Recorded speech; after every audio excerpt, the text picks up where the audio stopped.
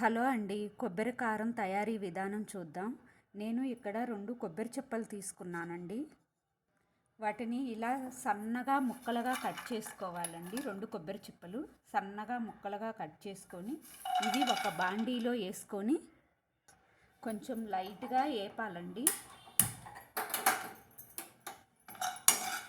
కొంచెం లైట్గా యాగనిచ్చేసి మనం కొబ్బరి కారం చేసుకుంటే టేస్టీగా ఉంటుంది, చాలా రుచిగా ఉంటుంది. ఇది ఎంతో ఆరోగ్యకరం కూడా అండి కొబ్బరి కారం. ఇలా వేపుకోవాలండి, బాగా వేపుకోవాలి. కొంచెం లైట్గా యాగనిచ్చేసి ఒక బౌల్లోకి తీసుకోవాలి. తర్వాత 2 స్పూన్లు జీలకర్ర, 2 స్పూన్లు ధనియాలు,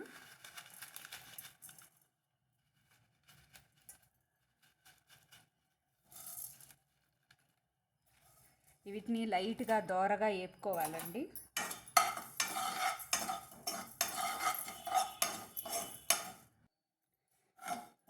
వీటిని ఇట్లాగా లైట్గా బాగా దోరగా యాగనిచ్చుకోవాలి. ధనియాలు జీలకర్ర వేపింది కూడా ఒక బౌల్లోకి తీసుకొని 2 స్పూన్లు కల్లుప్పు, దీన్ని కూడా కొంచెం వేడిగా యాగనిచ్చాలి.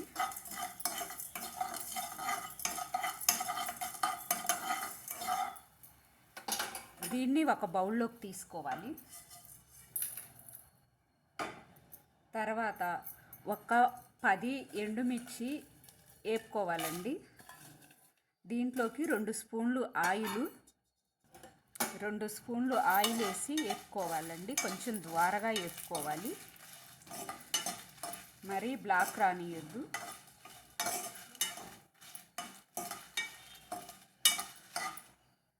దీన్ని ఇలా లైట్గా వేపుకొని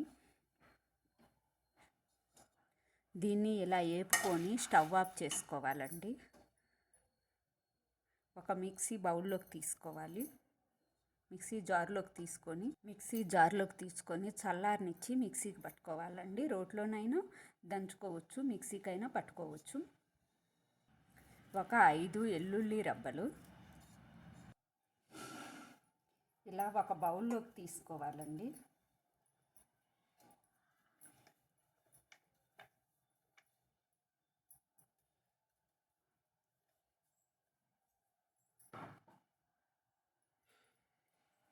చూడండి ఎంతో హెల్దీ అండి ఇది.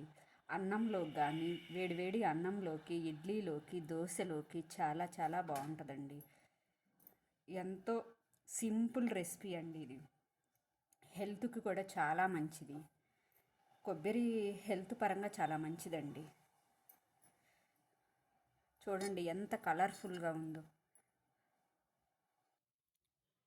చూడండి ఎంత బాగుందో, టేస్టీగా ఉంటుందండి.